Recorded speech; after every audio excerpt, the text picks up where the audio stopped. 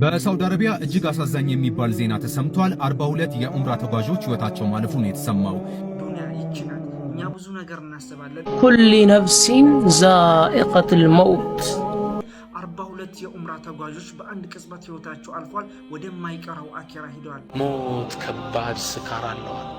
ሞት ወጃአት ሰክረቱል መውት ፈቁትን የአላህን ቤት የነብዩ ሀገርን እንጎበኛለን ብለው ኡምራ እናደርጋለን ብለው እንግዲህ ነው ከሀገራቸው የተነሱት። ነገር ግን አላህ አልፈቀደላቸው። ሁሉም ነፍስ እኮ ሞትን ትቀምሳለች። የአኽዋን ሀብትህን እንደሆነ ወራሾች ተከፋፍለውታል። ስምህ እንደሆነ ደጋግሞ የሚጠሩ ሰዎች ሳይቀር ዘንግተውታል። የተሸከሙህ ቀን ጀናዛ ሲሉ ስምህን ቀይረዋል። አንድ መስጊድ 30 ቤተክርስቲያኖችን አስተማረ የሚል ዜና ብታነቡ ምንድነው የሚሰማችሁ? ቤት የገባው ላቤ ነው። فمن شرح الله صدره للإسلام فهو على نور من ربه. السلام عليكم ورحمة الله وبركاته. سلام ودنيت كبراشان الكتاتوج بلاشوبات يا الله سلام إذن تردي تشرنت على شاء الله زارين كما قولت ملكتاتوج النجاجري تودو تمارات دمو إسلام مايك فيديو إن شاء الله نزيد فيديو شبكارن ملكتالن جيج بتأم لبي مياسازن لبي منكا أسازن مرجات سمتوال إنا لله وإنا إليه راجون نعم يا الله نن ودرسهم تملاشن كودي سعود عربية يسمانو مرجع جيج بتأم ياسازن كما جباون ده تملكتاتوج تلاقي فيديوش من مامار ቪዲዮ ማሉ ኢንሻአላህ ከናንተ የሚጠበቀው ለቻናል አዲስ ከሆነ ሰብስክራይብ በማድረግ ነበር ቻናሉን ላይክ ያርጋችሁ ሐሳብና አስተያየታችሁን ይስጣችሁ። እስከ ፕሮግራማችን ፍጻሜ አብራችሁን ቆዩ። ቀጥታ ወደ ቪዲዮ አለፍኩላችሁ። ሰሞኑን እንግዲህ ሶሻል ሚዲያ ላይ ሲዘዋወር ከነበሩ መረጃዎች መካከል አንድ መስጂድ 30 ቤተክርስቲያኖችን አስተማራ እየተባለ ነው። ምንድነው የተፈጠረው? እስኪ በጋራ እንመልከት። አንድ መስጊድ 30 ቤተክርስቲያኖችን አስተማረ የሚል ዜና ብታነቡ ምንድነው የሚሰማችሁ? እናትየው ይህን ያደርጉልኝ ከሆነ ብላ ጥናት ልታደርግ እንደ ሊፕቶሚን አይነት የህፃናት ቤቢ ፎርሙላ በየቤተ ክርስቲያኑ እየደወለች ጠየቀች። ያገኘቻቸው ምላሾች ግን መልካም አልነበሩ። ይህ የምግብ ባንክ አይደለም እና መሰል ምላሾችን እያገኘች ተሰናበተች። ቆይ እስኪ ምን አለዋት ብላ ወደ መስጊድ ደወለች። ገና አንደኛው መስጊድ ጋር ደውላ ለልጄ ቤቢ ፎርሙላ ያስፈልገዋል ልትሰጡኝ ትችላላችሁ ወይ ስትል አዎን እንችላለን፣ ምን አይነቱን እናዘጋጅ አሏት። እንዴት የሚደንቅ ነገር ነው! እውነት ለመናገር ያው እሷ ጥናት ለማድረግ በሚል አደረገችው እንጂ የእውነት አስፈልጓት ቢሆን ደግሞ መስጊድ ድረስ ራሱ መሄድ አይጠበቅባት። እንዲህ ላሉ ነገሮች ሙስሊም ጎረቤቶቿ ራሱ በቂ ናቸው። ለዚህ ምስክር የሚሆኑ በርካታ ሰዎች ይኖራሉ ብዬ አስባለሁ። ይቅርታ ግን ሙስሊም አይደለሁም አለቻቸው። እነሱ ምን አሉ? ይዳዝማር ምንም አይነት ችግር የለውም ኖ ፕሮብለም ብለው አስተናገዱት። ጥናት እያደረገች እንደሆነ ነገረቻቸው፣ አመሰገነች። በጣም እንግዲህ ሲሰራጭ የነበሩ መረጃዎች መካከል አንዱ ነው። እናንተስ ምን ተሰማችሁ? ምን አላችሁ? ሱብሃንአላህ ሙስሊም ክርስቲያን አይባልም። ተቸገረው ችግር ላይ ካለ ለዛ ሰው መድረስ ይኖርብናል ብዬ አምናለሁ። እስልምናችንም ይህ ነገር ነው የሚያስተምረን። ጎረቤቶቻችን ክርስቲያን ቢሆኑም እነሱ ተርበው እኛ እየጠገብን መተኛት እንደሌለብን ነው የኛ እስልምና የሚያስተምር ማለት ነው። ይቺ ሴት እንግዲህ በዛ መልኩ ጥናት ለማድረግ ሞክራ 30 ቤተክርስቲያኖችን ጠይቃ አላገኘችም። ነገር ግን አንድ መስጂድ ገና ከጅምሮ አንድ መስጂድ ስትጠይቅ ችግሯ ተቀርፎላት ሙስሊም ተከታይ አይደለሁም ብላ እንኳን ብትነግራቸው ችግር የለውም ብለው አስተናግደዋታል። ይህ የሚገርም ነው። አልহামዱሊላህ ረብል ዓለሚን። ለጀማ እጅግ የሚያሳዝን መረጃ አለ። ኢና ሊላሂ ወኢና ኢለይሂ ራጂዑን። ከመግቢያው እንደተመለከታችሁት እኛም የአላህ ነን ወደ እርሱም ተመላሽ ነን። በሳውዲ አረቢያ በመካና መዲና አውራ ጎዳና ላይ 42 የኡምራ ተጓዦች በአንድ ቅጽበት ህይወታቸው አልፏል። ወደማይቀረው አኺራ ሄደዋል። ኢና ሊላሂ ወኢና ኢለይሂ ራጂዑን። ምንድነው የተፈጠረው? እጅግ ልብ የሚሰብር ዜና በመካና በመዲና አውራ ጎዳና ላይ በደረሰ አሰቃቂ አደጋ የ42 ኡምራ ተጓዦች ህይወት አልፏል። ሌሊት ኡምራ ተጓዦችን የጫነው አውቶቡስ ከነዳጅ ጫኝ ታንከር ጋር በመጋጨቱ በታንከሩ ውስጥ ባለው ነዳጅ ምክንያት አውቶቡሱ በእሳት ሙሉ በሙሉ ተቃጥሏል። አደጋው የደረሰው ከመዲና 160 ኪሎ ሜትር እንግዲህ ርቀት ላይ በሚገኘው ሙፍሪሃት አቅራቢያ ነው። አደጋው ላይ አብዛኛው መንገደኞች አንቀላፍተው እንደነበር ከሞት መትረፍ እንዳልቻሉ ነው የተነገረው። በአውቶቡስ ውስጥ ከነበሩ ሰዎች ሁሉ አንድ ሰው ብቻ በህይወት ተርፎ ጉዳቱ ከባድ መሆኑ ተገልጿል። እጅግ በጣም ልብ ያሳዝናል። በሟቾቹ መካከል 11 ሴቶችና 10 ህፃናት ሊኖሩ እንደሚችሉ እየተዘገበ ነው። ሆኖም የመጨረሻ እንግዲህ የማንነት ማረጋገጫ በፎረንሲክ ምርመራ እስኪረጋገጥ ድረስ አይታወቅም። ይህንን የከፋ አደጋ ተከትሎ ማለት ነው በስፍራው የደረሱት የማዳን ቡድኖች ባዩት አስደንጋጭ ሁኔታ ልባቸው እንደተሰበረ ተገልጿል ማለት ነው። የሳዑዲ ሲቪል ዲፌንስ እና የቀይ ጨረቃ ባለስልጣናት የሬሳ ማንሳት ስራውን አከናውኗል። እንግዲህ መንገዱ ለብዙ ሰዓታት ተዘግቶ ነበር። ይህ ነገር የተፈጠረው አመሻሽ ነው ማለት ነው። ለተሰዉት በሙሉ ከልብ የመነጨ ሀዘናችን እየገለጽን አላህ ሱብሃነሁ ወተዓላ በራህመቱ እንዲቀበላቸው ቤተሰቦቻቸውን መጽናናት እንዲሰጣቸው እንመኛለን። ኢና ሊላሂ ወኢና ኢለይሂ ራጂዑን። እጅግ በጣም ያሳዝናል። እንግዲህ የህንድ ዜጎች እንደሆነ ተነግሯል እነዚህ ሰዎች ማለት ነው። ለማንኛውም 42 እንግዲህ ወንድሞቻችን እህቶቻችን ጭምር አጥተናል። በጣም እጅግ ያሳዝናል። በዚህ በምስሉ ላይ እንደምትመለከቱት ማለት ነው አሳዛኝ አደጋ እንደሆነ እየተነገረ ነው። ለቤተሰቦቹ ለወዳጆቹ አላህ ሰብሩን ይስጣቸው። ለሞቱት አላህ ማረፊያቸውን ጀነተል ፊርዶስ ያደርግላቸው። የኡምራ ተጓዦች ናቸው። ሱብሃንአላህ ዱንያ ይችናል። እኛ ብዙ ነገር እናስባለን። የናፈቁትን የአላህን ቤት የነቢዩ ሀገርን እንጎበኛለን ብለው ኡምራ እናደርጋለን ብለው እንግዲህ ነው ከሀገራቸው የተነሱት። ነገር ግን አላህ አልፈቀደላቸውም።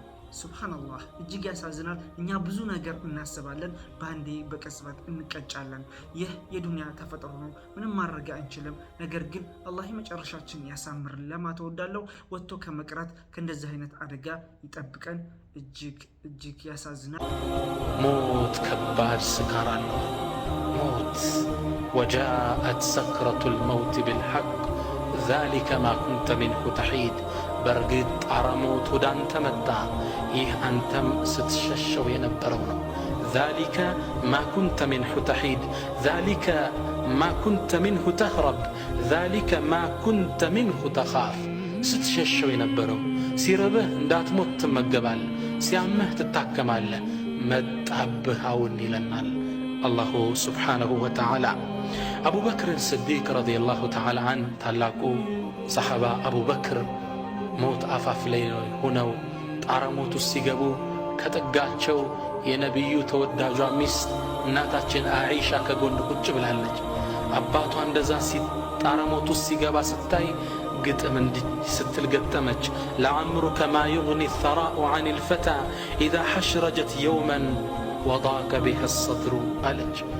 አይ ለአንድ ሰው ንብረቱ ምን ይጠቅመዋል ሩሕ ጉሮሮ ላይ የደረሰች ጊዜ ስትል ገጠመች። አቡበክር ስዲቅ ምን አሏት? በል ቁሊ ማ ቃለ አላህ፣ አላህ ያለውን አትይም እንዴ? ወጃአት ሰክረቱል መውት ቢልሐቅ ዛሊከ ማ ኩንተ ሚንሁ ተሒድ። የጣረ ሞት ወደ አንተ መጣ፣ ይህም አንተ ስትሸሸው የነበር። ኩሊ ነፍሲን ዛኢቀቱል መውት፣ ሁሉም ነፍስ እኮ ሞትን ትቀምሳለች። የእኽዋን ብዙ ሰው መቼ እንደሚረዳ ታውቃላችሁ? የሞት አፋፍ ላይ ሲሆን ሁሉም ነገር ይታየዋል። ያ መጥፎ ስራው፣ ያ መልካም ስራው ይታያል። የትኛው እንደጎደለ፣ የትኛው እንደበዛ። ያኔ ነው ወንድሞቼ ጭንቀቱ። ያኔ ምንም ብናረግ ምንም የማይሆን ነገር። ምክንያቱም አላሁ ሱብሓነሁ ወተዓላ ያዘዘበት ሰዓት ከደረሰ ኸላስ ማይክሮ ሰከንድ እንኳን ወደ ኋላ አይመለስም ወንድሞቼ። አላህ መጨረሻችንን ያሳምረው። ይሄን ቪዲዮ ሼር፣ ኮፒ ሊንክ አድርጉ፣ ለወንድም እህቶቻችን አድርሱ። አላህ ብሎ አንድ ወንድማችን ይሄን ቪዲዮ ሰምቶ ሞት የሚባል ነገር ረስቶ ዛሬ ካስታወስ ወላሂ የአጅሩ ተካፋይ እንሆናለን። ምክንያቱም አላህ ሱብሓነሁ ወተዓላ ምን ብሏል? ፈዘኪር አለ አስታወስ፣ ፈኢነ ዚክረ ተንፈዑል ሙእሚኒን፣ ማስታወስ ለአማኞች ይጠቅማል። እኛ ወንድማሞች ነን፣ ለወንድሙ ያስታውሳል። ሙእሚን ወደ መልካም ነገር ያስተላልፋል፣ ከመጥፎ ነገር ይከለክላል። እኛ ይሄን ባህሪ ሊኖረን ይገባል። ሚስትህ እንደሆነች ሌላ ባል አግብታለች። ሀብትህን እንደሆነ ወራሾች ተከፋፍለውታል። ስምህ እንደሆነ ደጋግሞ የሚጠሩ ሰዎች ሳይቀር ዘንግተውታል። የተሸከሙህ ቀን ጀናዛ ሲሉ ስምህን ቀይረዋል። የሚያስታውሳቸው የለም፣ የሚጠራቸው የለም፣ የሚነገራቸው የለም። ዝንጎች ናቸው እኛ ዘንድ። ሀብታቸውም እናንተም ዘንግታችኋል በላቸው። ቆመ ይላሉት አቤት አላቸው። የሚናገሩ ቢሆን ምን እንደሚሉ ታውቃለህ? የሚሉት ወተዘወዱ فإن خير الزاد التقوى فاتقون يا أولي الألباب ነበር የሚሉት። እናንተ ሰዎች ወይ ስንቅን ያዙ፣ ከስንቆች ሁሉ በላጩ አላህን መፍራት ነው። የልብ ባልተቤቶች እንደሆናችሁ አላህን ፍሩ ነበር የሚሉት። ቤቴ የገባው ላቤ ነው። ብዙ ሰው እየበላው ነው፣ እየጠጣው ነው፣ እየለበስኩ ነው። ሰው በአውቶቢስ እየሄደ እኔ በራሴ መኪና እየተጓጓዝኩ ነው። ግን ለምን ይሆን ያልተረጋጋችሁ ልቤ? ለምንድን ነው የእውነት ሳቅ ከውስጥ የማልስቀው ብሎ ይጨነቅ ይችላል። እየተጨነቀው ነገር ግን አንተም ሂሳብ መስራት ያለብህ ይሄ ሁሉ የምበላው እምጠጣው ሱፐርማርኬት ሄጄ ያማረኝን ገዝቼ የምገባው ላቤ ነው ብሎ መጠየቅ ያስፈልጋል። አዎ ላቤ ነው ካልክ ሰላሙም ይመጣል፣ መረጋጋቱም ይመጣል፣ የሆነ ፈገግታም ይመጣል። ላቤ ያለው ነው ሐቅ ያለው ነው ቤት ከገባ ሰላምን ነው የሚያሳጣ። ያ ሰላምን ደግሞ ከቤት ለማውጣት እነዚህ ነገሮች መጀመሪያ መውጣት አለባቸው። ሰላም በጥሩ ምግብ የሚገኝ አይደለም። ሰላም በጥሩ መጓጓዣ የሚገኝ አይደለም። ሰላም በጥሩ ዘመናዊ ቤት የሚመጣም አይደለም። ሰላም በንጹህ ሕሊና ንጹህ የራሳችንን ላባችንን ስንበላ ብቻ ነው። ሰላም አለይኩም ወራህመቱላሂ ወበረካቱ። ሰላም እንዴት ናችሁ? እህታችን እዚህ አንድ ጥያቄ ትጠይቃለች። ምን ትላለች? እሱ ባላህ መልስልኝ፣ አባቴ አረቂ ይጠጣል፣ እኔ ያለሁት ሳዑዲ ነው፣ ብር ላኪ ይለኛል፣ ሐራም ይሆንብኛል እንዴ ትላለች። አዎ ሰዎችን በመጥፎ ነገር ማገዝ ኃጢአት ነው፣ ሐራም ነው፣ አይቻልም። አላህ ሱብሓነሁ ወተዓላ በቁርአን ላይ ሲናገር ምን አለ? ሱረቱል ማኢዳ ላይ ወተዓወኑ ዐለል ቢሪ ወተቅዋ ወላ ተዓወኑ ዐለል ኢስሚ ወልዑድዋን፣ በመልካም ተግባር ላይና አላህን በመፍራት ላይ ተባበሩ፣ በኃጢአት ላይና አላህን በማመጽ ላይ ተባበሩ ይላል። አስካሪ መጠጥ መጠጣት ደግሞ ከኃጢአት ነው፣ አላህ ሱብሓነሁ ወተዓላን ከማመጽ ነው። አላህ በርካታ ቦታ ላይ አስካሪ መጠጥ ሐራም እንደሆነ ተናግሯል። ነቢያችን ሰለላሁ ዐለይሂ ወሰለም ሐዲስ ላይም ተናግረዋል። يقول الله سبحانه وتعالى في سورة المائدة يا أيها الذين آمنوا إنما الخمر والميسر والأنصاب والأزلام رجس من عمل الشيطان فاجتنبوه لعلكم تفلحون إلى إن أنت أمناتشوف سوت شوي إنما الخمر أسكاري متتك على بهالا مجرش على منالا الرجس كوشاشانو من عمل الشيطان كسيطان تكبرنا ورسول مدتات فاجتنبوه لعلكم تفلحون تدنو زند كأرسول راقو تيالي الناقرة الناس الذي الله سبحانه وتعالى إرما درقوتال كالكلوتال كالسور راقو تتنققوا بلا نبياتنا صلى الله عليه وسلم حديث لا يمنالو كل مسكر حرام من يوم أسكاري متت حرام نو كالكلنو بلا بركات حديثوችን ተናግረዋለኝ በመሰለ እንዳጠቃላይ ሰዎችን በኃጢአት ላይ ማገዝ አይቻልም ቤተሰብንም ቢሆን እንኳን ማለት ነው ወዛቻን ያ ስለዚህ አባትሽን ከአስካሪ መጠጥ እንዲርቅ ዳዕዋ አድርጊለት ምከሪው ከተመከረ ከተቀበለ እሰየው ጥሩ አልቀበልም ካለ አልመከርም ካለ አልገሰጽም ካለ ግን ከዚህ በኋላ ለአስካሪ መጠጥ ብቻ እንደሚጠቀምበት ካወቅሽ ብሩን መላክ አይፈቀድም ነገር ግን ምን ታደርጊያለሽ ወንድሞች ካሉሽ እህቶች ካሉሽ እናት ካለችሽ ለእነርሱ ገንዘቡን ትልኪላቸውና ለሱም ምትልኪውን የሚጠቅመውን ጥሩ ነገር አድርጉለት ግዙለት በዚያ ምትክ ብለሽ ታዣቸዋለሽ ማለት ነው። ይሄን ነው ማድረግ ያለብን እንጂ በመጥፎ ነገር ላይ ማገዝ አይቻልም አይፈቀድም።